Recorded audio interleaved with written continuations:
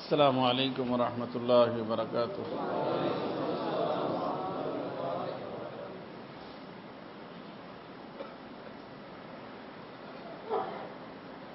الحمد لله وكفى وسلام على عباده الذين اصطفى. أما بعد،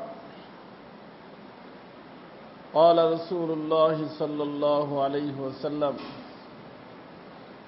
المجاهد من جاهد نفسه، أو كما قال عليه الصلاة والسلام. وقال: المهاجر من هجر ما نهى الله عنه، أو كما قال عليه الصلاة والسلام. मोहतरम व मुकर्रम हजरत उलमा किराम, अजीज भाई दोस्तों,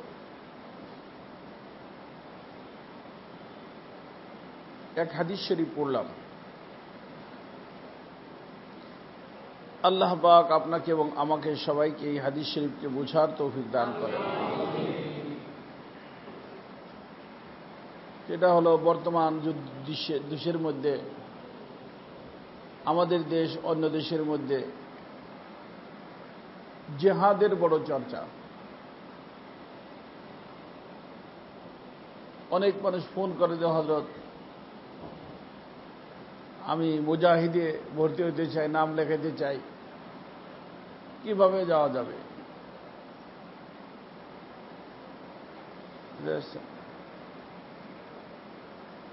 আবার আমাদের চরমনার মুরিদরা মুজাহিদ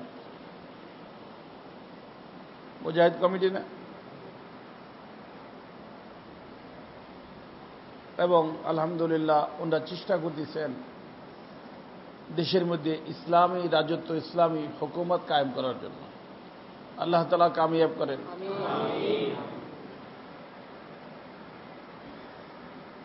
দেশের মধ্যে ইমাম গাজালি রহমতুল্লাহ লিখছেন, দেশ দুইটা, দুনিয়া দুইটা, আলম দুইটা। কয়টা? একটা হলো বড়, একটা হলো ছোট।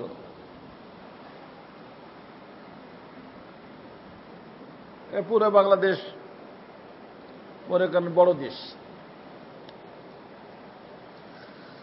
আর একটা আছে ছোট দেশ। ছোট দেশ 3.5 হাত দেহ, এটা একটা দেশ। পুরো বাংলাদেশও একটা দেশ, এটা একটা দেশ। পুরো বাংলাদেশের ভিতরে ইসলামী রাজত্ব কায়েম করার জন্য চেষ্টা করা, নিয়ত থাকা উচিত। নিয়ত থাকবে, আবার কি চেষ্টাও চালাবে। কিন্তু এই যে এইটার মধ্যে ইসলামী হুকুমত কায়েম করা ফরজ। কি আর ফরজ ও ফরজে আইন। ফরজ ও ফরজে মানে কি, এখানে আমরা যারা আছি সবার জন্য কি, কোথায় রাজত্ব কায়েম করা? এই জন্য আমার ওই যে একটা আলোচনা আছে, আরশ পাকের ছায়াতলে আছে না? যারা পড়ছেন তাহলে পড়বেন, দেখবেন ওখানে লেখা আছে আরশ পাকের ছায়াতলে। সাত বানানো আছে। তারা তো আরশ পাকের ছায়াতলে জায়গা পাবে কয় প্রকার মানুষ? তার ভিতর প্রথম নম্বর ইমামুন আদিলুন। ইমামুন আদিলুন মানে কি? ন্যায়পরায়ণ বাদশাহ। তখন বাদশাহ তো দেশের হয়, তাই না? বর্তমানে আমাদের কি নাম? শেহাবুদ্দিন সাহেব না কি নাম? নাম কি? আরে ডাক্তার ইউনূস তো বাদশাহ না। বাদশাহ আর একটা আছে, চুপ্পু। সে বাদশাহ না। বাদশাহ কয়জন? থাকার জায়গাও ভিন্ন। কিন্তু আমার হযরতওয়ালা বলতেন, আমরা প্রত্যেকেই বাদশাহ। আমরা প্রত্যেকে কি? বাদশার অধীনে যেরকম বিভিন্ন ডিস্ট্রিক্ট বিভিন্ন জিনিস থাকে, তা আমাদের অধীনে বিভিন্ন ডিস্ট্রিক্ট আছে। চোখ একটা ডিস্ট্রিক্ট, হাত একটা, পাও একটা, অঙ্গ প্রত্যঙ্গ সব আমাদের কি। এগুলোর ভিতরে ইনসাফ যদি করি আমরা, তাহলে আমি ইমামে আদেল। ইমামে আদেল আমার হযরত বলতেন, দেশের ভিতরে ইনসাফ কায়েম করা একটা মানুষ যেরকম ইমামে আদেলের লাইনে কিয়ামতের দিন দাঁড়ায়া আরশ পাকের ছায়া পাবে, যদি কোনো ব্যক্তি তার অঙ্গ প্রত্যঙ্গকে আল্লাহর হুকুম মতে চালায়, তো আল্লাহ পাক এই ব্যক্তিকেও আরশ পাকের ছায়া দেবে। কথা বুঝছেন? আর এই অঙ্গ প্রত্যঙ্গকে আল্লাহর হুকুমতে চালানো আমার ইচ্ছার উপরে। ইচ্ছা করলে চালাইতেও পারি, ইচ্ছা করলে নাও চালাইতে পারি। চালাইলে আমি আল্লাহর ওলি, না চালাইলে আল্লাহর দুশমন। আল্লাহর ওলি হইলে আল্লাহর জান্নাত, দুশমন হইলে জাহান্নাম। তো এইটার ভিতরে ইসলামী রাজত্ব কায়েম করতে সরকারের কোনো বাধা আছে? সিদ্ধান্ত নেই যে এটার ভিতরে কায়েম করব। এই জন্য ওই চরমনাইতে আমি বলছিলাম যে শোনেন, ইসলামী হুকুমত কায়েম করবেন দেশের ভিতরে, মাশাআল্লাহ মুবারক। আপনারাও চেষ্টা করেন, আমিও চেষ্টা করব। আপনারাও চান, আমিও চাই, কিন্তু এর অনেক কি আছে, বাধা বিপত্তি আছে, আছে না? চাইলেই হয়ে যাবে? ভোট পাইয়া জিততে হবে, তারপরে জিতলাম, মনে করেন হয়েও গেলাম, বহির্বিশ্বের সাথে সম্পর্ক রাখতে হবে, সেটা রাখতে দেওয়ার বিভিন্ন সমস্যা হবে না? কিন্তু এই যে এইটার ভিতরে কায়েম করতে, আমি ওই নেতাদেরকে বললাম যারা আর কি স্টেজে ছিলেন বা সামনে যারা ছিলেন, যে এখন যদি আমি সিদ্ধান্ত নেই যে আমার এখানে কি হবে, ইসলামী হুকুমত কায়েম হবে, তো তাদের ওইটার নাম ইসলামী আন্দোলন নাকি?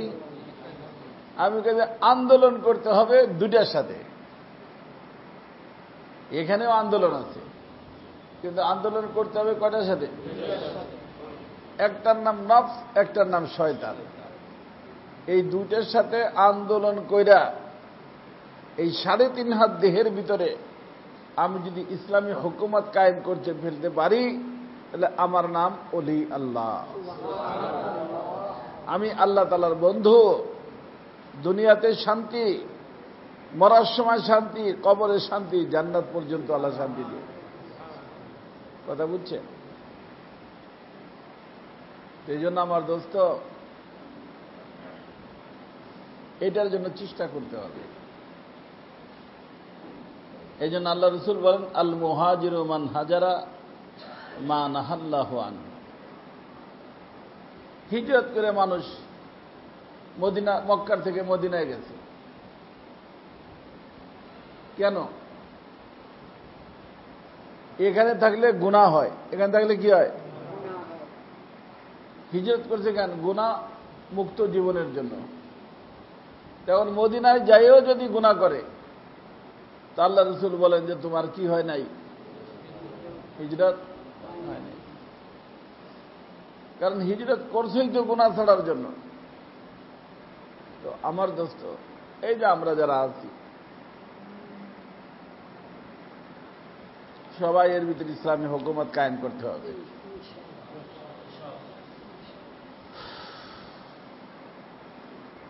দাড়ি নাই, একজন মানুষের অন্যায় কি করতেছে, আরে তুমি এই করো সেই করো, শাসাইতেছে। একজনের হাত দিয়ে মারতেছে।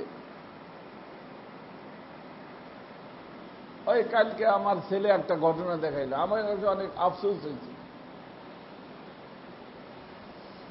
ভালো লাগে নাই। তার কারণ হলো, আল্লাহ পাক যদি দুনিয়ার ভিতরে কাউরে কোনো ইজ্জত দেয়, সেই ব্যক্তিকে বেইজ্জত করা ঠিক না, বুঝছেন? হ্যাঁ, যদি কেউ অন্যায় করে, সে অন্যায়ের জন্য আদালত আছে, কি আছে? সেখান থেকে তার বিচার হইতে পারে, আছে না? কমপ্লেন করো তুমি, তার বিচার হোক। কিন্তু নিজের হাতে বিচার করা ঠিক।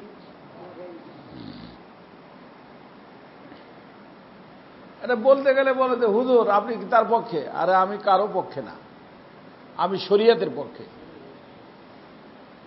কার পক্ষে? শরীয়ত কি বলে?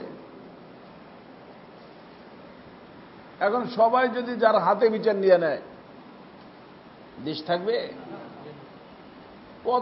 কতজনে মারি ফেলবে।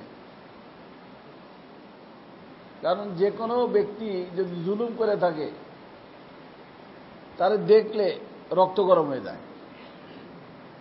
এটা মানুষের তবিয়ত। মানুষের কি?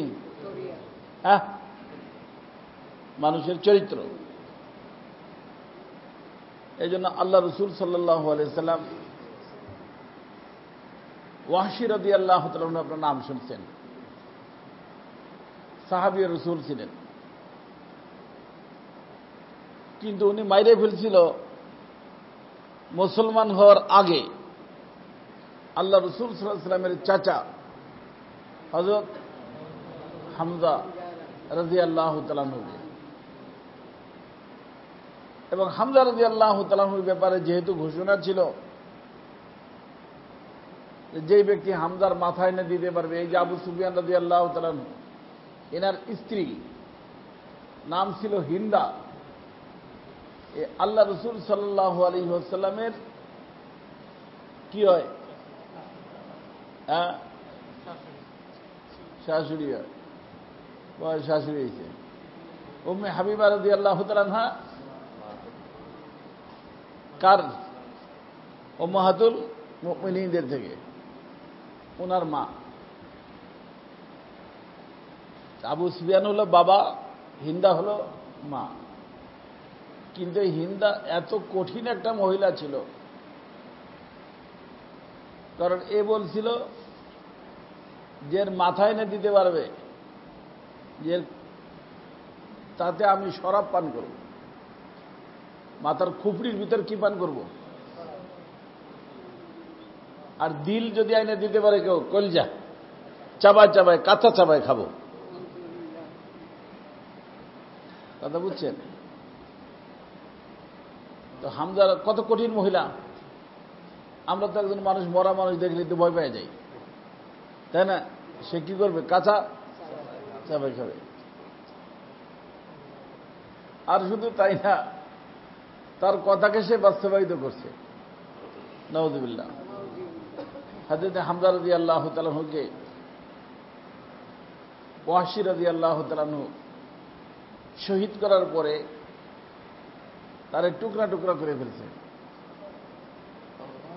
এই জন্য ওনাকে বলা হয় সাইয়্যিদুশ শুহাদা, সমস্ত শহীদদের সর্দার। কিয়ামতের দিন কি হবেন? হামজা রাদিয়াল্লাহু তাআলা আনহু।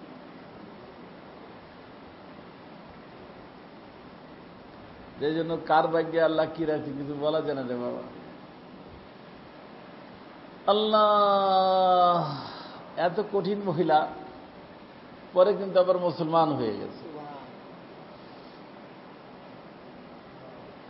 মুসলমান হয়েছে, বুঝছেন?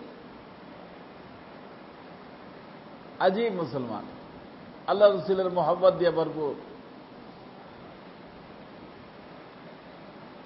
এই হিন্দা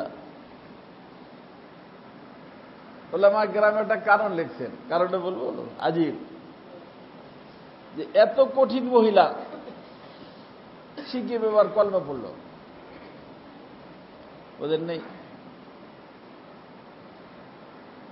এই যে মনে করেন আমরা খাবার দাবার খাই না, খাবার দাবারের ভিতরে বিভিন্ন জীবাণু থাকে না, কয়তো অমুক কি জিনিস খাওয়ার কারণে পেটে ব্যথা হয়েছে, এই হয়েছে। যেরকম অ্যাকশন হয় এরকম রিয়েকশনও হয়। খাওয়ায় অ্যাকশন হয় না, খানা খাইলেন দাঁড়িয়ে পারেন না, দাঁড়াইতে পারেন, দুর্বলতা কি হয়ে গেছে, কেটে গেছে, অ্যাকশন হয়েছে। আবার কি হয়, রিয়েকশনও হয়। ভালো জিনিসের অ্যাকশন, খারাপ জিনিসের রিয়াকশন হয়। তো হযরতে হিন্দা রাদিয়াল্লাহু তাআলা আনহা চাবাইছেন। কি চাবাইছে? কার? যে কলজার ভিতরে কালিমা ছিল। কি ছিল? কালিমাওয়ালা কলজা চাবাইছে রে বাবা। এই কালিমাওয়ালা কলজা চাবানের বরকতে কঠিন মহিলার দিলকে আল্লাহ নরম করে তাকে ইসলামের দৌলত দান করে দিয়েছে। কথা কি বুঝতেছেন? এজন্য কার কোন সময় কি কারণে কি হয় কিছু বলা যাবে না। এই জন্য ওই দিন কোথায় যেন আমি বয়ান করতেছিলাম যে তনকির ফরজ है, তাহকির হারাম है। খারাপকে প্রতিহত করা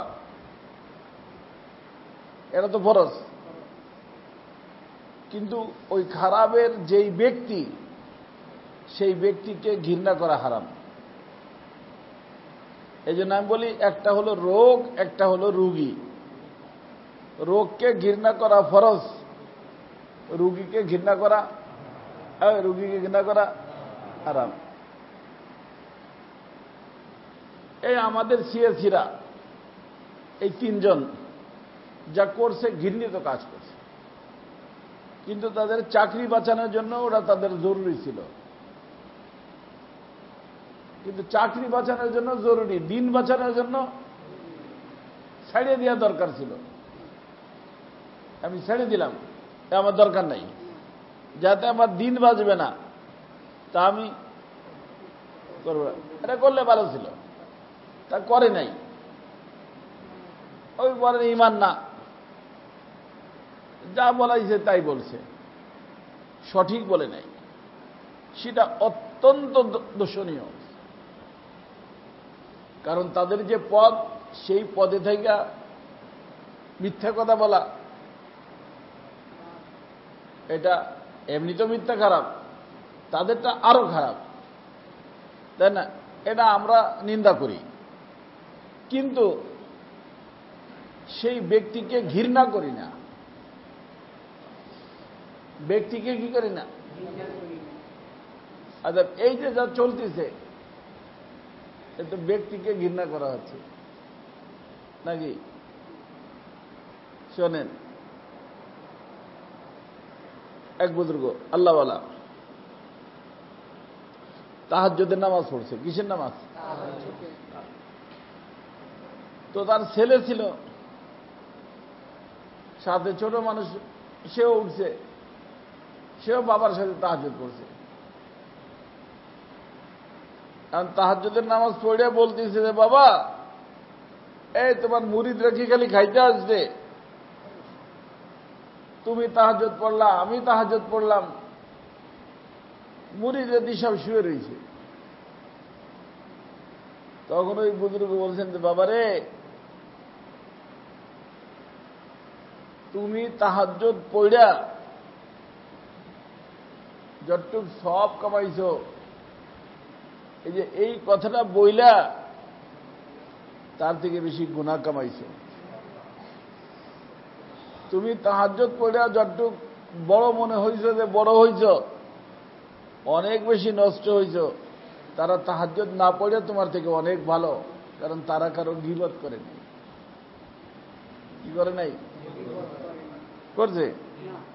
এই তুমি বললা তারা শুয়ে রয়েছে, খালি খাইতে আসবে, গীবত হলে না? তো তাহাজ্জুদ পড়ে কি হইল? কথা বুঝছেন? তো একটা মানুষকে এমনি তো এই যে গলার উপরে মারা যায় নাই, কাউকেই মারা যায় নাই। তালবে এলেমগো থাপ্পড় দেয় মানুষ, নিজের সন্তানকে থাপ্পড় দেয়, কেউ আছে স্ত্রীরে মারে, জোরে মুখে কি লাগায়, থাপ্পড় লাগায়, মুখটা কালা হয়ে যায়। এইটুক আল্লাহ তার কুদরতি হাতের দ্বারা বানাইছে, নিচের টুক ফেরেশতাদের মাধ্যমে বানাইছে। কথা বুঝছেন? যখনই কাউকে মারতে যাবেন সাথে সাথে কথা মনে করবেন যে আল্লাহ, এটা তো আমার আল্লাহর কুদরতি হাতে বানানোর জায়গা, সেখানে আমি এইভাবে টাচ করি কিভাবে? রাগ মিটে যাবে, মারার থেকে বেঁচে যাবে। ছাত্র হোক, নিজের সন্তান হোক, নিজের বিবি হোক, চোর হোক, কাউরে মুখে মারবেন না। কথা বুঝছে? এই যে বিচারা তারে গলার জুতা মালায় দিয়া, মালা একটা ঝুলাই দিয়া জুতাতে মুখে মারতেছে, নাউযুবিল্লাহ মিন যালিক। বহির্বিশ্বে যখন এই সমস্ত গুলো যাবে তো বাংলাদেশের সুনাম হবে, তাই না? হ্যাঁ, যেখানে মানুষ না অমানুষ, এখানে মানুষ বসবাস করে না অমানুষ বসবাস করে। এই জন্য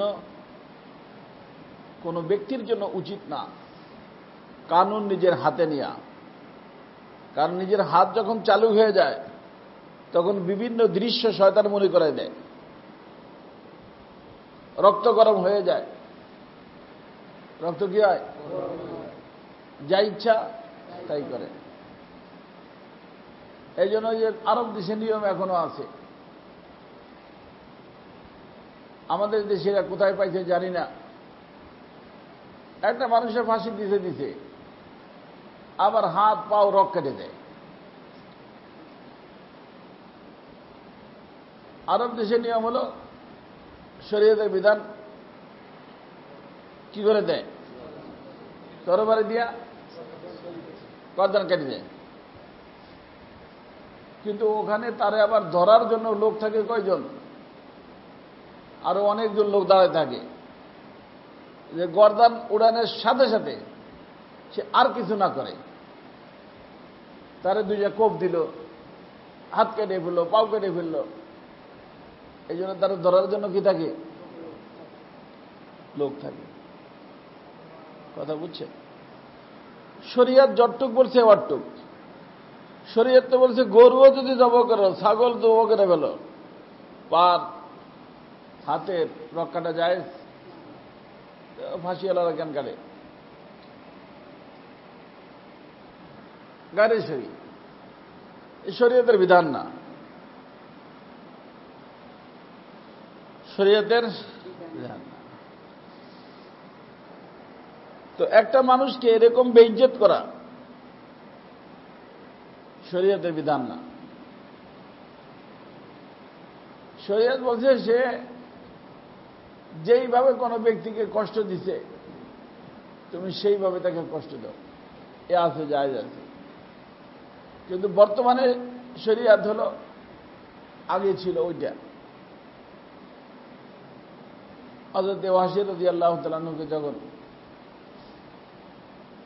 ওনার ব্যাপারে ওয়াসি রাদিয়াল্লাহু তাআলা আনহু হামজা রাদিয়াল্লাহু তাআলা আনহুর শহীদ করনেওয়ালা, উনি যখন পরে এক কাফেলার সাথে আসছেন মুসলমান হওয়ার জন্য, বাইকে গেছিলেন, মুসলমান হওয়ার জন্য আসছেন, মুসলমান হয়েছেন। আর ইসলাম কি বলে? আল ইসলাম ইয়াহদিমু মা কানা ক্বাবলা। মুসলমান হওয়ার আগে যে গুনাহ হয়েছে, ইসলাম আনার সাথে সাথে সব গুনাহ কি হয়ে যায়? তো ওয়াসি রাদিয়াল্লাহু তাআলা মাফ হয়ে গেছে না আছে? মাফ হয়ে গেছে। ইসলাম কবুল করে আল্লাহ রাসূল বলেন, ইয়া রাসূলুল্লাহ, আপনি আমাকে চিনেন, আমি কালেমা পড়ছি এই জামাতের সাথে আইসা, আমি ওয়াসি। আচ্ছা, আল্লাহ রাসূলের সাথে সাথে মুখটা নিচু করে ফেলছেন। কার কথা মনে পড়ছে? চাচার কথা মনে পড়ছে। আল্লাহ রসুল বলছেন, ওয়াসি, তোমার ইসলাম তো কবুল, আর ইসলামের দ্বারা তোমার সব গুনাহ কি হয়ে গেছে? মাফ হয়ে গেছে। কিন্তু তুমি যদি পারো তাহলে আমার সামনে যদি না আসে তাহলে ভালো হয়,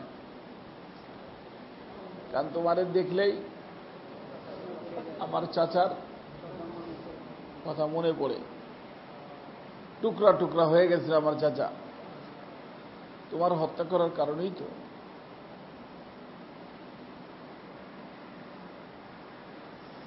রক্ত গরম নবীরও হইত। রক্ত গরম করে। এখন যদি চিন্তা করেন কোন ব্যক্তিরে পায় যে বাইরে মেরে ফেলছে, বাবারে মেরে ফেলছে, চাচারে মেরে ফেলছে, রক্ত গরম হবে না? যতই সুফি শাবক, নবীর থেকে বড় কে আছে? কেউ তো নাই। এই জন্য শরীয়ত বলছে কোন বিচার তুমি হাতে নিও না, তাহলে ইনসাফ থাকবে না। কি থাকবে না?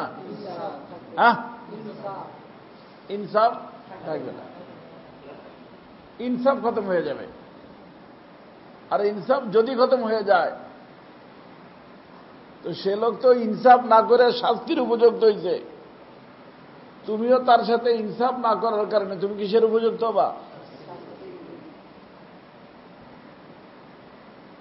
কথা কি বুঝতে পারছেন? এই জন্য কোনো সময় কোনো বিচার নিজের হাতে নেবেন না। আদালত আছে, এখন বলবেন যে ওখানে গেলে তো ওদের সঠিক ইনসাফ পাবো না। না পাইলেন, আপনার কাজ বলা। তারা যদি না করে তারা কি হবে? গুনাহগার হবে। কিয়ামতের দিন আল্লাহ পাকের মেহেরবানিতে আপনার ইনসাফ আপনি পেয়ে যাবেন। অতএব এই যে আমাদের দেশের যে পরিস্থিতি, আমার দোস্ত, আপনারাও আছেন বর্তমানে এক একজন এক এক গ্রুপের। এই দেহের ভিতরে ইসলামী রাজত্ব কায়েম করতে হবে বাবা। কি রাজত্ব? কোন জায়গা? A to Z, মাথার তালুর থেকে পায়ের তলা পর্যন্ত কোন অঙ্গকে আল্লাহর হুকুমের বাইরে ব্যবহার করা যাবে? যাবে না। বলবো তো আল্লাহ পাকের হুকুম মোতাবেক বলবো, খামোশ থাকবো আল্লাহর হুকুম মোতাবেক খামোশ থাকবো, ধরবো আল্লাহর হুকুম মোতাবেক ধরবো, ধরবো না আল্লাহর হুকুমকে সামনে রেখে ধরবো না। অর্থাৎ কোনো একটা কাজ আল্লাহর হুকুম রসুলের তরিকার বাহিরে করব না। এর নাম ইসলামী রাজত্ব। এই ইসলামী রাজত্ব এই 3.5 হাত দেহের ভিতর কায়েম করতে হবে। যেখানে থাকি, যে দেশে থাকি, ওই যেখানে থাকি, জমিনে থাকি, আসমানে থাকি, এখানে খানকার ভিতরে ইসলামী হুকুমত, মাশাআল্লাহ ভালো। স্টেশনে গেছে, প্লেনের ভিতর গেছে, এয়ার হোস্টেস, ক্রু, মহিলা। আবার আপনার নাম কি? কাম কি তোমার? আবার বাড়ি কোথায়? কি দরকার? হুজুর মানুষ, এ রামপরা হাদিসা মানুষ। আপারে জিজ্ঞেস করে আবার বাড়ি কোথায়? আমরা তো একই এলাকার আপা মানুষ। আপা আমার বাড়ি তমকখানে। এটা ইসলামী হুকুমত। এখন গেলেন, বাবির সাথে দেখা দিলেন, শালির সাথে দেখা দিলেন, এই রোডে বেরিয়েলেন, মেয়ে মানুষের সাথে দেখা দিলেন। ইসলাম বলে এই 2.5 দেহের মধ্যে ইসলামী রাজত্ব কায়েম করতে হবে। কারা কারা পারবেন? কবে থেকে? এখন থেকে। কতদিন পর্যন্ত? মৃত্যুর আগ পর্যন্ত না, মৃত্যু পর্যন্ত। মৃত্যুর আগে ছেড়ে দিলে কাঁদা পেবে না, মৃত্যু পর্যন্ত। মৃত্যু হয়ে গেল, আলহামদুলিল্লাহ। এখন থেকে নিয়া ওয়াবুদ রব্বাকা হাত্তা ইয়াতিয়াকাল ইয়াকিন। ইয়াকিন মানে মৃত্যু, মৃত্যু আসা পর্যন্ত, মৃত্যুর আগ পর্যন্ত আল্লাহ বলছেন যে ওয়াবুদ রব্বাকা হাত্তা ইয়াতিয়াকাল ইয়াকিন, না ক্বাবলাল ইয়াকিন বলছেন আল্লাহ। কি বলছেন? মৃত্যু আসা পর্যন্ত। মৃত্যু আসলো, শেষ। কারা কারা রাজি আছে ভাই?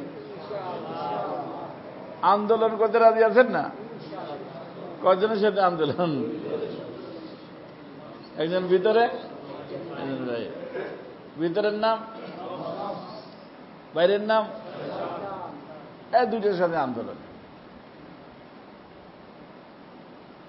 এই আন্দোলনে জিতার চেষ্টা করতে হবে, তবে হাইরেও যাইতে পারি। আন্দোলন তো আন্দোলন ভাই, কোনো সময় দাওয়া খায়, আবার কোনো সময় দাওয়া দেয়, বুঝে আসছে না? যদি দাওয়া দিয়ে দিতে পারি আলহামদুলিল্লাহ, কি বলবো? আর যদি দাওয়া খাইয়ে বসি তাহলে আস্তাগফিরুল্লাহ, কি বলবো? অতএব মৃত্যু পর্যন্ত জীবনটা চলবে আলহামদুলিল্লাহ, আস্তাগফিরুল্লাহ দুইটা নিয়ে। পারবেন? আলহামদুলিল্লাহ। এখন আজকে বাসায় গেলেন, গুনার কাজ হইল না, ভাইয়া অফিস থেকে আইসে গেছে, বাবির সাথে গল্প করার শিডিউল ছিল। অনেকে থাকে না, ভাইয়া থাকে অফিসে, অন্য ডিস্ট্রিক্টে চাকরি করে, নিজের অফিস থেকে আইসে বিকেলে গল্প করে কার সাথে? বাবির সাথে। আজকে মনে করেন ভাইয়া চলে আসছে, বাবির হলে ভাইয়াই গল্প করতেছে, আপনি যে খবর পেলেন যে ভাইয়া আসছে, তো বাবির সাথে গল্পের সুযোগ হইল না, এই জন্য মুডটা ভালো না, ভালো লাগতেছে না। কেমন হইল, কি হইল, এটা বলবেন না আলহামদুলিল্লাহ বলবেন?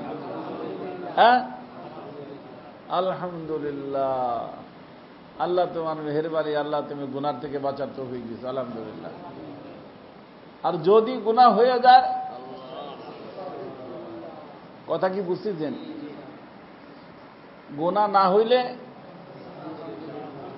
গুনাহ হয়ে গেলে এই আলহামদুলিল্লাহ আস্তাগফিরুল্লাহর ভিতর দিয়া আপনার আমার জীবনের প্রত্যেকটা মুহূর্ত চলতে থাকবে।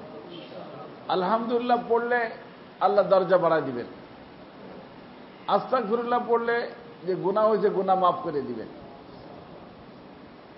কথা কি বুঝছেন সবাই? ফাইট করার সাথে নফস এবং শয়তান। জিতে গেলে আলহামদুলিল্লাহ, হাইরে গেলে আস্তাগফিরুল্লাহ। মনে থাকবে? মনে রেখেন। আজকে এতটুকুই। আল্লাহ আমাদের তৌফিক দিকে, আপনাদেরকে তৌফিক দিক। আলহামদুলিল্লাহ, আস্তাগফিরুল্লাহ। আলহামদুলিল্লাহ বললে তাকাব্বুর আসবে না। কি আসবে না? তাকাব্বুর, অহংকার আসবে না, নাহলে অহংকার আসবে। খেয়াল রাখবেন সবাই। যে কোনো ভালো কাজ হলে, এই যে আলহামদুলিল্লাহ এখন বসলাম, আলহামদুলিল্লাহ, বুঝে আসছে না? একজন বলে, কোথায় ভাই, কোথায় গেছিলেন? আল্লাহ পাকের মেহেরবানিতে খানকায় যাওয়ার তৌফিক হইল। কোথায়? আলহামদুলিল্লাহ। কোথায় গেছিলাম? খানকায় গেছিলাম, আলহামদুলিল্লাহ, খানকায় গেছিলাম। বুঝে আসছে না? গুনার কাজ কারো থেকে হয়ে গেলে আস্তাগফিরুল্লাহ, সাথে সাথে তওবা। এইভাবে জীবন চালাইতে পারলে আলহামদুলিল্লাহ, আল্লাহ পাকের মেহেরবানি। আল্লাহ তাআলা বলেন, ওয়াল আকিবাতুল লিল মুত্তাকিন। আমার বান্দা, শেষবারে তোমাকে আমি সফল করে আমার রহমতের কোলের ভিতর নিয়ে নিব। পারা যাবে কিছু ইনশাআল্লাহ। আল্লাহ তাআলা আপনাকে আমাকে সবাইকে তৌফিক দান।